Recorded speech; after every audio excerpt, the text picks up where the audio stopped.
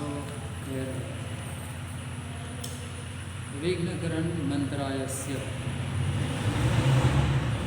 दूसरों को विघ्न करने से अंतराय कर्म का आश्रय होता है। इस सूत्र में मुख्य रूप से धर्म कार्य का ग्रहण करना चाहिए। किसी के धर्म कार्य में विघ्न करने से अंतराय कर्म का आश्रय होता है। इसके साथ जीवों के भोग आदि का भी ग्रहण किया जाता है और में विघ्न करने से भी अंतराय कर्म का आश्रय होता है। किंतु यह भी ध्यान में रखना चाहिए कि चूंकि यह मोक्ष मार्ग का प्रकरण है, इसलिए यहाँ पर शुभ कार्य में विघ्न करना ही प्रधान है और से ही अंतराय कर्म का बिंदु होता है। कोई योग्य भोग अथवा भोग करता है और दूसरा उसमें विघ्न करता है तो भी उसे ज्ञानावरण कर्म का अंतराय कर्म का आश्रय होता है।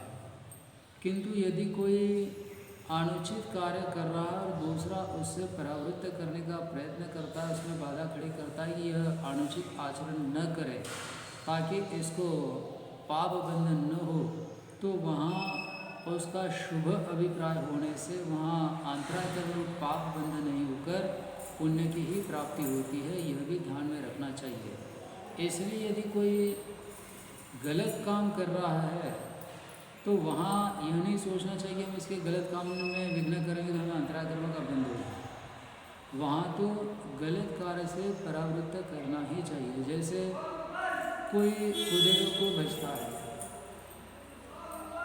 तो उसको उससे परावृत्त करना चाहिए। कोई गुरु की सेवा करता है, परिग्रही साधुओं को गुरु मानकर उनकी भक्ति करता है, उस समय यदि कोई उपदेश देता है ये सब मत करो क्योंकि कुगुरु कुदेव इनकी सेवा करने से पाप का बंध होता है, तो कुदेव कुधर्म कुगुरु इनकी सेवा भक्ति आदि करने में उसे जो परावृत्त किया जाता है उससे पाप का नहीं पुण्य का बंध होता है, क्योंकि वह स्थितिकरण का प्रयास है, इसलिए वह तो अवश्य करना चाहिए। किंतु कोई उत्तम कार्य कर रहा हो, जैसे कोई आहार दान कर रहा है, कोई अष्टद्रव्य से भगवान की पूजा कर रहा है, कोई दीपक जलाकर भगवान की आरती कर रहा है, उस समय उसका विरोध नहीं करना चाहिए, उसे मना नहीं करना चाहिए। उसमें यदि विघ्न करता है तो अंतराय कर्म का बंध होता है, ऐसा समझना चाहिए। और भी कुछ कारण कहे, दान देने वालों की, पूजा करने वालों की निंदा करना, इससे भी अंतराय कर्म का आश्रय होता है। अनुचित द्रव्य का संयोग करना, जैसे दूध के साथ नमक का संयोग करना या फिटकरी आदि का संयोग करना, ये सब अनुचित संयोग है, इनसे भी अंतराय कर्म का आश्रय होता है। अतः यह भी नहीं करना चाहिए। देवों को चढ़ाई हुई नैवेद्य का ग्रहण करने से भी अंतराय कर्म का आश्रय होता है। इस समय तो अनेक लोगों ने नैवेद्य चढ़ाना ही बंद किया है, ऐसा प्रसंग क्वचित ही आता है। किंतु यदि हम 300-400 वर्ष पहले का इतिहास देखते हैं तो जैन धर्म में जब भी जिनेंद्र भगवान की पूजा होती थी तो उसमें जल, चंदन, अक्षत, पुष्प, नैवेद्य, दीप, धूप और फल, ये 8 द्रव्य अपने वास्तविक स्वरूप में चढ़ाए जाते थे। जल के स्थान पर जल ही चढ़ाया जाता था, चंदन के स्थान पर चंदन ही चढ़ाया जाता था, अक्षता के रूप में अक्षत ही चढ़ाए जाते थे, वैसे पुष्प के स्थान पर पुष्प ही चढ़ाए जाते थे, नैवेद्य के स्थान पर नैवेद्य ही चढ़ाया जाता था, दीपक के रूप में दीपक ही चढ़ाया जाता था, धूप के रूप में धूप अग्नि में खिया जाता था और फल के रूप में कोई रसदार फल ही चढ़ाया जाता था। विक्रम संवत 1683 में आगरा में निवास करने वाले श्वेतांबर गृहस्थ पंडित बनारसी दास ने तेरापंथ की स्थापना की। तब से ये परंपराओं में विघ्न आ गया। इसलिए इस समय बहुत कम लोग नैवेद्य चढ़ाते, लेकिन उस समय नैवेद्य चढ़ाया जाता था तो तत्वार सूत्र की टीकाओं में कहा है कि जो उस भगवान के लिए चढ़ाए हुए नैवेद्य को ग्रहण करता है, उसका सेवन करता है, उसे अंतरा कर्म का आश्रय होता है। अतः जो भी नैवेद्य हो अथवा फल हो, यदि भगवान को चढ़ाया है या गुरु को चढ़ाया है तो वह उठाकर नहीं खाना चाहिए, उसे अंतरा कर्म का आश्रय होता है। परस्त्री का अपहरण करना, उस पर जबरदस्ती करना, यह भी अंतरा कर्म के आश्रय कहे गए हैं। धर्म का उच्छेद करना, यह भी अंतरा कर्म का आश्रय है। जैसे कि बनारसी दास का उदाहरण दिया। बनारसी दास श्वेतांबर संप्रदाय में उत्पन्न हुए थे। बनारसी दास को दिगंबर जैन शास्त्रों का ज्ञान नहीं था। पीछे से उन्होंने समयसार भले ही पढ़ा हो, पर अन्य दिगंबर जैन शास्त्रों का ज्ञान नहीं था, क्योंकि वे एक श्वेतांबर गृहस्थ थे, उनको श्वेतांबर शास्त्रों का ज्ञान था। और उन्होंने भानुचंद्र नाम के एक श्वेतांबर साधु से ही शास्त्र पढ़े थे। अतः बनारसी दास पर श्वेतांबर मत का ही पगड़ा था, उसी का ज्ञान था। दिगंबर शास्त्रों से अनभिज्ञ होने के कारण उन्होंने जो कुछ भी कथन किए वे जिलेंद्र भगवान के उपदेश के अनुकूल नहीं है। किंतु बनारसी दास ने एक नया संप्रदाय चलाया, उसमें सनातन काल से चलती आई हुई जैन धर्म की पूजा पद्धति में परिवर्तन किया गया। द्रव्य के नाम तो वही उच्चारण किए जाने लगे, किंतु मूल द्रव्य के बजाय अन्य द्रव्य चढ़ाए जाने लगे। जैसे पुष्प के स्थान पर चावलों को रंगाकर चढ़ाने लगे, नैवेद्य के बजाय चिटक, दीपक के बजाय रंगाई हुई चिटक, इस प्रकार करने लगे। फल के बजाय सुखाई हुई बादाम की गुठली चढ़ाने लगे। तो इससे जिनेंद्र भगवान ने कहे हुए धर्म का उच्छेद हुआ। इस प्रकार जो धर्म का उच्छेद करते हैं उनको अंतरा कर्म का तीव्र बंध होता है, उनके कार्य में विघ्न आते हैं। इसके अलावा और भी कारण है। अधर्म का आचरण करना, धर्म को छोड़कर अधर्म का आचरण करने से भी अंतरा कर्म का आश्रय होता है। जिनको अपने कार्य में कोई विघ्न न आए ऐसी भावना है, उनको अधर्म का आचरण नहीं करना चाहिए। अभक्ष का सेवन करना, जमीकंद का सेवन करना, मांस, मदिरा, मधु आदि का सेवन करना, इन सब कार्यों से अन्य कर्मों के साथ साथ अंतरा कर्म का भी आश्रय होता है। जीवा के लोलुप होकर इन अभक्ष पदार्थों का सेवन करने रूप अधर्म नहीं करना चाहिए। वर्तमान में भले ही आलू, प्याज, लहसुन, गाजर, बीट, शलगम आदि किसी समीकरण का सेवन करने से जीवा का क्षणिक सुख प्राप्त होता है, किंतु जैसे वह चीज़ जीवा से आगे चली जाती है, कंठ तक पहुंचती है, उसका स्वाद समाप्त होता है, सुख क्षणभर मिलता है। लेकिन जमीकंद का सेवन करने से जो कर्मबंध होता है वह करोड़ों सागरों तक फल दे सकता है। जिसकी जितनी तीव्र लालसा हो उतना तीव्र बंध होता है। इसलिए क्षणभर सुख पाकर करोड़ों, अरबों और सागरों काल तक दुख भोगना उचित नहीं है। उसके बजाय इन जमीकंदों का त्याग करना चाहिए। प्राचीन काल में यह परंपरा थी कि जब भी कोई बालक 8 वर्ष से अधिक उम्र का होता था, उस समय उसका उपनयन संस्कार किया जाता था, और इस उपनयन संस्कार के साथ उसे अष्टम मलगुण दिए जाते थे। उसमें जमीकंद आदि अभक्ष पदार्थों का त्याग भी दिया जाता था। आदि पुराण में जिनसेनाचार्य ने इस संस्कार का वर्णन किया है। अतः यह संदेह नहीं करना चाहिए कि यह क्रिया ब्राह्मणों से जैनों ने ली है, अपितु उत्तम क्रियाओं का मूल स्रोत तो जैन धर्म ही है, तीर्थंकर का उपदेश ही है। यह क्रिया वृषभनाथ भगवान के समय से जैनों में प्रचलित रही है। मध्य के काल में भले उसका लोप सा हो गया, किंतु यह जैन परंपरा ही है। आदि पुराण में ऐसी अनेक बातें हैं जिनका मध्यकाल में विरोध किया गया और उनको जैन धर्म के बाहर कहा गया, किंतु ये क्रिया जैसी जैन धर्म की है वैसे राजा भरत ने ऋषभनाथ भगवान के दीक्षा के समय अनार, केला, पनस, नारियल, सुपारियों के गुच्छे, आम आदि अनेक रसदार फलों से भगवान की पूजा की थी और उसका भी आगे लोप हुआ। किंतु जैसे आदि पुराण में उपनयन संस्कार के विषय में कहा है, वैसे इन फलों को चढ़ाकर भगवान की पूजा करने के लिए भी कहा है। अतः इन क्रियाओं का विरोध नहीं करना चाहिए, अन्यथा एक प्राचीन आचार्य के उपदेश का और जिनेंद्र भगवान की वाणी का विरोध करने का दोष उत्पन्न होता है। उससे अनेक प्रकार के पाप कर्मों का बंध होकर जीवों को बहुत दुख भोगना पड़ता है। बनारसी दास के मत में इन सब बातों का लोप किया गया। बनारसी दास दिगंबर जैन गृहस्थ नहीं थे, वे एक श्वेतांबर थे। श्वेतांबर गृहस्थ ने चलाई हुई पद्धति दिगंबरों के लिए प्रमाण नहीं हो सकती। दिगंबर जैनों के लिए तो दिगंबर आचार्यों के शास्त्र ही प्रमाण होते हैं।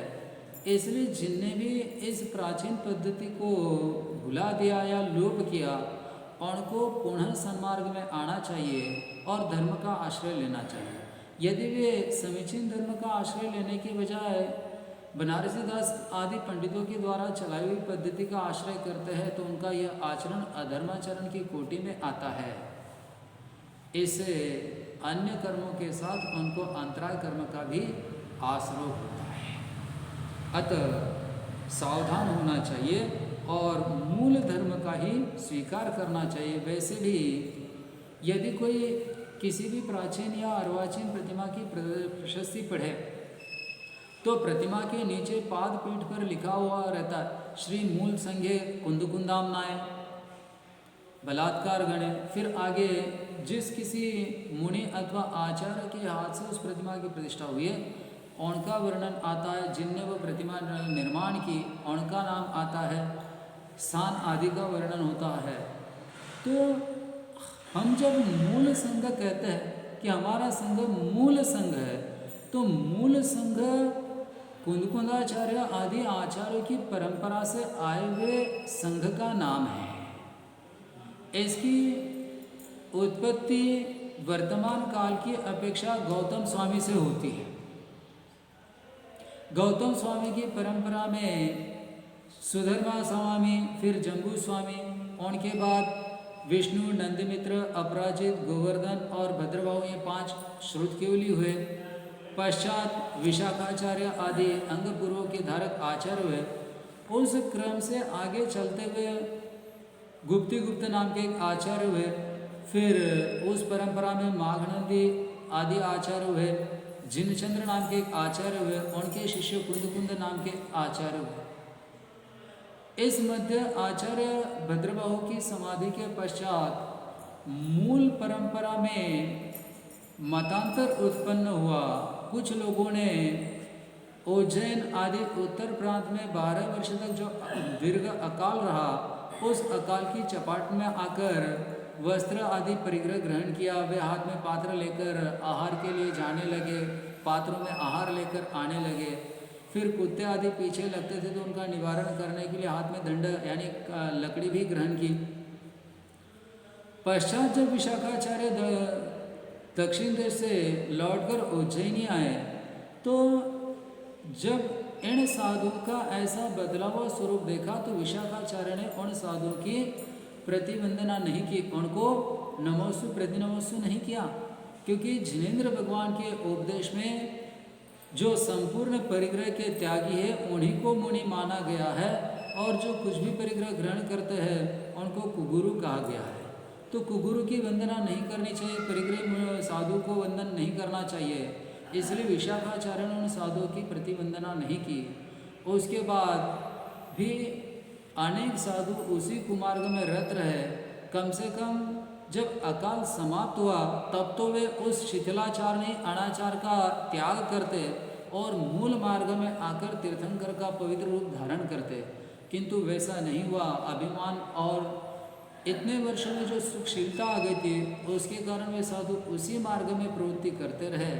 तो इस प्रकार वे जिनेन्द्र भगवान ने कहे हुए मूल मार्ग से दूर जाने से उनको पहले तो अर्धपालक संप्रदाय, पीछे से सिद्धपट संप्रदाय आदि नाम प्राप्त हुए, उनमें बाद में भी अनेक टुकड़े हुए, किंतु हमें उसकी चर्चा नहीं करनी है। उस समय जो मुनि भगवान महावीर आदि तीर्थंकरों के द्वारा कहे हुए मूल मार्ग का ही अनुसरण करते रहे, जिनने कुछ भी परिग्रह का स्वीकार करना मान्य नहीं किया, उन साधुओं के संघ को मूल परंपरा का पालन करने से लोग मूल संघ कहने लगे। तो मूल संघ का यह इतिहास भद्रबाहु कथा में विस्तार से वर्णित है, उसका अवश्य स्वाध्याय करना चाहिए। इस मूल संघ की पूजा पद्धति जैसी जिनेन्द्र भगवान ने कही वैसी ही थी, किंतु 17वीं सदी में बनारसीदास नाम के एक श्वेतांबर गृहस्थ में उसमें परिवर्तन किया और वास्तविक द्रव्य चढ़ाने के बजाय कल्पित द्रव्य यानी अन्य द्रव्य में मूल द्रव्य की स्थापना करके चलाने की पद्धति चलाई। लेकिन वे भूल गए कि जो कारण देकर उन्होंने इन द्रव्यों को बदला वह कारण खोखला है। पुष्प, फल, दीपक, धूप अग्नि में जलाना, इन सब में स्थावर जीव की विराधना होती है। वैसे पूजा में जो जल चढ़ाया जाता है उसमें भी जीवों की विराधना होती है। फल या फूल में तो एक ही जीव होता है, किंतु जल की एक एक बूंद में असंख्यात जीव होते हैं। भले वो जल प्रासूत किया जाए, किंतु प्रासूत करने का अर्थ है उन जीवों को नष्ट करना है, तो उसमें बहुत हिंसा होती है, किंतु उसे हिंसा नहीं कहकर आरंभ कहा जाता है। वैसे अन्य द्रव्यों के चढ़ाने में भी हिंसा नहीं कहकर आरंभ ही कहना चाहिए। बनारसीदास श्वेतांबर थे, श्वेतांबर साधुओं के पास ही उन्होंने अध्ययन किया था, उन पर उसी मत का प्रभाव था, इसलिए वे दिगंबर जैन सिद्धांत को समझ नहीं पाए। जैन सिद्धांत स्याद्वाद पर आधारित है, उसमें भी मुनियों का धर्म सब प्रकार की हिंसा से आरंभ से रहित कहा है, किंतु गृहस्थों का धर्म सावध ही होता है। गृहस्थ की सभी क्रियाओं में हिंसा अनिवार्य है। पर बनारसीदास इस बात को समझ नहीं पाए, क्योंकि उनका दिगंबर जैन शास्त्रों का अध्ययन ही नहीं था। समय सार पढ़ा, पर समय सार पढ़ने से पहले जो प्रथमानुयोग, कर्णानुयोग, चरणानुयोग आदि को पढ़ना आवश्यक होता है, उसको समझना आवश्यक होता है, फिर नयों को लगाना आना चाहिए, वो सब नहीं था। इसलिए वे एकांती हुए और मंदिर में जो लोग पूजन करके नैवेद्य चढ़ाते थे वह नैवेद्य उठाकर खाने लगे। ऐसे उनको तीव्र कर्मों का बंध होता रहा, अंतरा कर्म भी बंध होता रहा, और उसका फल ये रहा कि बनारसीदास ने जीवन में बहुत परिश्रम किए, अनेक व्यापार किए, परंतु उनको बार बार बहुत हानि उठानी पड़ी, वे बार बार लूटते गए। तो यह सब नैवेद्य खाने से उनको अंतरा कर्म का बंध हो रहा था, उसका भी फल था। तो स्पष्ट है कि बनारसीदास के काल तक यानी 17वीं सदी तक पूजा में नैवेद्य चढ़ाया जाता था, फल फूल चढ़ाए जाते थे, दीपक भी चढ़ाया जाता था। ये सब तो 17वीं सदी से बंद हुआ, लेकिन जिनने भी छोड़ा या अब भी छोड़ रहे उन सबको विचार करना चाहिए कि यह परंपरा दिगंबर जैन परंपरा नहीं है। दिगंबर जैन परंपरा में तो 8 द्रव्य मूल स्वरूप में चढ़ाए जाते हैं। यह जो नई परंपरा प्रारंभ हुई वह बनारसीदास नाम के एक श्वेतांबर गृहस्थ ने प्रारंभ की है। लोग भले उनको पंडित कहे, पर हमें तो पंडित शब्द भी उचित प्रतीत नहीं होता है, क्योंकि जिनको दिगंबर जैन शास्त्रों का ज्ञान नहीं है उनको केवल समय सार का अनुवाद करके समय सार नाटक लिखने मात्र से पंडित नहीं कहा जा सकता। बनारसीदास ने अन्य जो रचनाएं की है, तीर्थंकरों की स्तुति भी की है, तो उसमें भी उन्होंने श्वेतांबर परंपरा के अनुसार ही वर्णन किया, तो उन पर अंत तक श्वेतांबर मत का ही प्रभाव था, और उन्होंने अंत काल में भी कभी अपना धर्म बदलकर दिगंबर जैन धर्म का स्वीकार किया हो ऐसा कोई प्रमाण उपलब्ध नहीं है। उनका अंतिम अवस्था में लिखा हुआ आत्मचरित्र जो अर्धकथानक नाम से प्रसिद्ध है, उसमें भी उन्होंने कहीं यह नहीं लिखा कि मैंने श्वेतांबर धर्म छोड़कर दिगंबर धर्म अपनाया। वो तो अपने आप को आध्यात्मिक कहकर सबको ठगते रहे। तो इस प्रकार जिन्होंने मूल धर्म का लोप किया और विपरीत धर्म का प्रस्थापन किया, उनका आचरण हम धर्माचरण की कोटि में रखना उचित नहीं समझते हैं, उसे अधर्माचरण ही कहा जा सकता है। तो इस प्रकार अधर्माचरण करने से अंतराय कर्म का आश्रय होता है, ऐसा तत्वार सूत्र की टीका स्पष्ट कहती है। इसलिए जिनको भी अंतराय कर्म के बंध से बचना है, उनको बनारसी दास की पद्धति का अनुसरण करने के बजाय प्राचीन जैनाचार्यों की पद्धति का आश्रय करना चाहिए। उसके लिए एक बार श्रीमद् जिनसेनाचार्य विरचित आदि पुराण का स्वाध्याय करना चाहिए, फिर इस विषय में जो संभ्रम है वो दूर हो सकते हैं।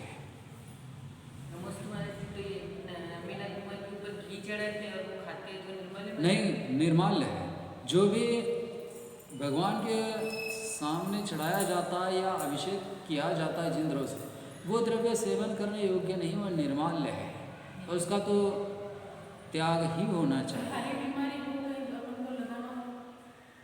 बाहर से लगाया और भक्ति से, यहाँ तक तो ठीक है, उसे जैसे गंधोदक लगाते हैं, तो गंधोदक के रूप में भगवान के अभिषेक की सामग्री शरीर पर लगाई, भक्ति से लगाई, तो वह तो ठीक है, किंतु उसका सेवन करना उचित नहीं दिखता है।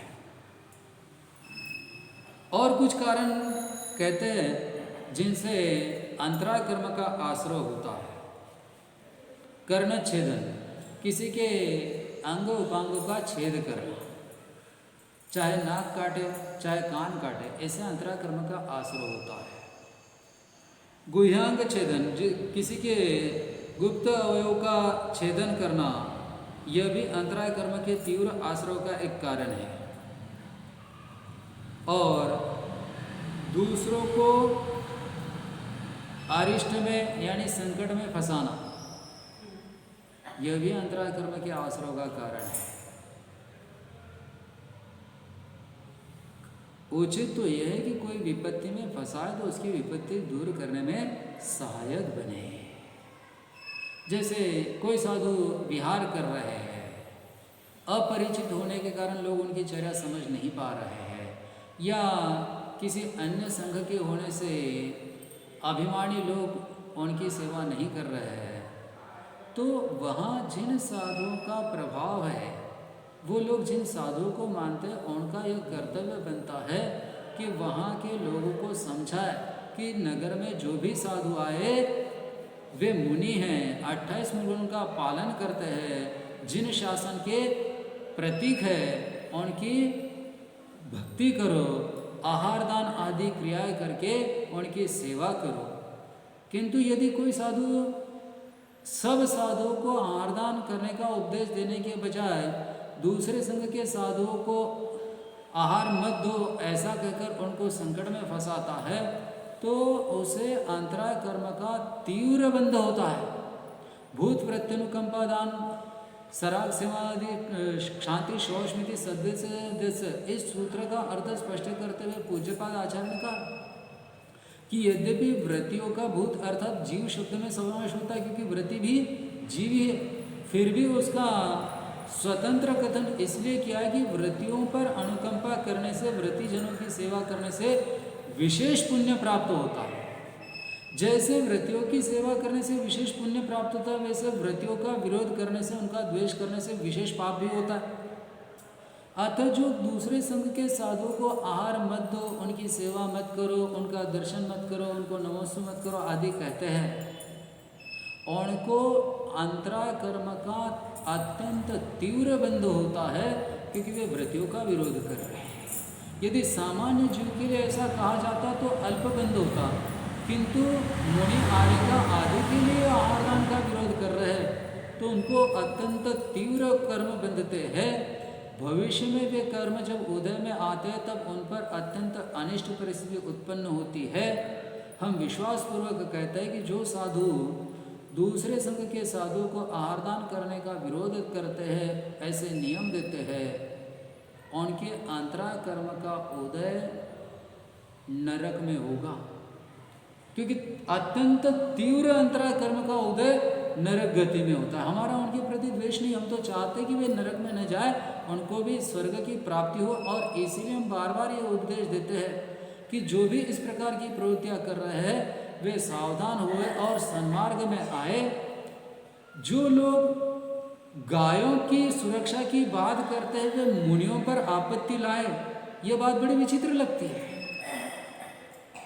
गाय तो मिथ्या दृष्टि है, उसे सदाचारी बिल्कुल भी नहीं कहा जा सकता। यदि कोई मुनि अंतरंग में मिथ्यात्व से दूषित भी हो, किंतु बाहर से तो वो अहिंसा आदि व्रतों का पालन कर रहा है, इसलिए सदाचारी है। फिर जो गाय जैसे अपात्र पर इतनी मेहरबानी करते हैं, उनको मुनियों के प्रति क्यों द्वेष हो? एक ही कारण हो सकता है, उनके स्वयं के तीव्र मिथ्यात्व का और अनंतानुबंधी कषायों का प्रबल उदय है। उसके कारण ही वे व्रतियों का, महाव्रतियों का विरोध करते हैं, महाव्रतियों से द्वेष करते हैं, दूसरे संघ के साधु को आहारदान आदि मत करो, ऐसे नियम देते हैं। हम तो पुनः यही कहते हैं कि वे अब भी जाग जाए, जो बीत गया सो बीत गया। किंतु जब सामाजिक सौहार्द की और सामाजिक एकता की बात की जाती है, उसके लिए बड़े बड़े समारोह आयोजित किए जाते हैं, तो समाज की एकता होने से पहले साधुओं की एकता होना आवश्यक है। जो दूसरे संघ के साधु के साथ एकता नहीं करते हैं, वे समाज की एकता कैसे कर पाएंगे? यह बहुत बड़ा प्रश्न है। पहले तो उनको स्वयं को अपने जीवन में एकता और सौहार्द लाना चाहिए, तभी वे समाज को एकता और सौहार्द का उपदेश दे सकते हैं। देखिए, हम आपको जब भी उपदेश देते हैं यही कहते हैं, आपके गांव में किसी भी संघ के साधु आए तो आप अपने घर चौका लगाना, आहारदान करना।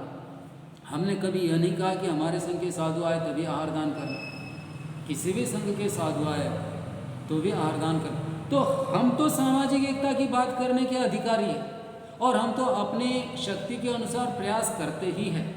जहाँ भी जाते हैं समाज को एक बनकर रहने का ही उपदेश देते हैं, कभी समाज में फूट नहीं डालते हैं। लेकिन यदि सामाजिक एकता, वात्सल्य, सौहार्द का नारा देने वाले ही जाति जाति में फूट डाल रहे, एक जाति को दूसरी जाति से अलग कर रहे हैं, पंथ के नाम पर फूट डाल रहे, संघ के नाम पर फूट डाल रहे हैं, तो उनको सौहार्द, वात्सल्य, एकता ऐसे शब्दों का उच्चारण करने तक का अभी अधिकार नहीं है। हाँ, वे अपनी क्रिया में, अपनी वृत्ति में परिवर्तन करें और सन्मार्ग में आए। हमारे उनके प्रति भी यही भावना है, उनको भी सन्मति की प्राप्ति हो और वे स्वयं वात्सल्य का आचरण करें। हम तो पहले भी उनको अपना शत्रु नहीं मानते थे, आज भी नहीं मानते हैं, और वो जैसा भी करे भविष्य में भी हम उनको शत्रु नहीं मानेंगे। हम तो सदा उनको सन्मार्ग में आने का ही आह्वान करेंगे, और जब भी वे लौट कर आएंगे, चाहे जितनी भी दूर जाकर लौटेंगे, हम तो सदा उनका स्वागत ही करेंगे। तो आप सबके लिए भी यही उपदेश है कि वास्तव में आप समाज की एकता चाहते हैं तो आपस में कभी टकराव उत्पन्न नहीं हो देंगे। कदाचित कभी मतभेद हो भी जाए तो भी मन में भेद मत पड़ने देना। क्षापक्षमी ज्ञान के कारण मतभेद हो सकते हैं, पर मनभेद होना उचित नहीं है। अतः चाहे गृहस्थ हो चाहे मुनि हो, सब एक ही सूत्र ध्यान में रखे, दिगंबरा सहोदरा सर्वे। जितने भी जिनेंद्र भगवान ने कहे हुए इस दिगंबर जैन धर्म के अनुयायी है, उन सबको परस्पर के प्रति वात्सल्य का भाव रखना चाहिए और सदा एक बनकर रहना चाहिए। इसलिए किसी गांव में कोई मुनि जाते हैं और वहाँ हमारे उपदेश में श्रद्धा करने वाला कोई होता है तो हम समाचार देते हैं, अपने घर चौका लगाओ, आहारदान करो। दूसरे साधुओं से भी हम यही अपेक्षा करते हैं कि आपका जहाँ भी प्रभाव है वहाँ के श्रावकों को यही उपदेश देना कि आपके गांव में कोई भी साधु आए, अपने घर चौका लगाओ, आहारदान करो। ये विचार मत करो कि महाराज कौन से संघ के, कौन से आचार्य के शिष्य, कौन से परंपरा के है। हम सबकी परंपरा भगवान महावीर तक पहुंचती है और हम सबका संघ एक ही है, मूल संघ है। तो मूल संघ का यश पुनः एक बार सर्वत्र प्रसारित हो, इसी भावना के साथ बोले महावीर भगवान की जय। सेवक के पास खोपरे का तेल ले सकते, सेवक के पास खोपरे का तेल ले सकते, सिर में डाल पैसे से नहीं